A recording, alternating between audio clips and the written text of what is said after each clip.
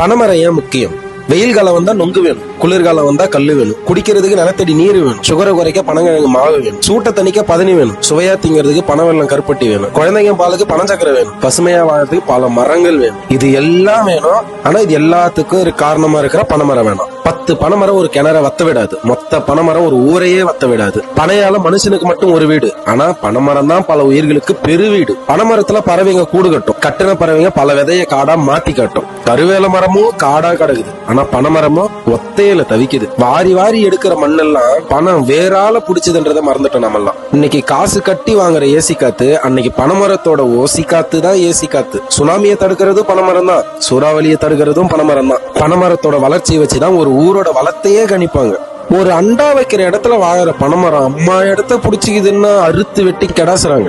100க்கு மேல பயன் தர ஒரு மரத்தை சூளைக்கு வெறும் 100 ரூபாய்க்கு வெட்டுறது எவ்வளவு பெரிய பாவம் இல்ல? ஒரு ஒத்த பனைமரம் ஒரு வருஷத்துக்கு எவ்வளவு பனவெல்லம், பதனி, கல்லு, பனஞ்சீனி, நொங்கு, பனம்பழம், பனங்கிழங்கு, இன்னும் எவ்வளவு கைவினை பொருட்கள், எவ்வளவு திங்கிற பொருட்களை கொடுக்குது. அதற்கான நன்றி கொஞ்சமாச்சு நம்ம கிட்ட இருக்கா? பாலைவனத்துல கூட வளர்ற பனைமரம் பாவம் இந்த தமிழ்நாட்டுல பட்டு போகுதுன்றது எவ்வளவு அவமானம். அடுத்த தலைமுறை சாக போகுதுன்றத புரிஞ்சு பனைமரம் வெறும் மரம் மட்டும் இல்ல, அது இயற்கையை கொடுத்த வரம்னு உணர்ந்து அனைவரும் சீராக்குடன் பனைமரம் நடுவோம்.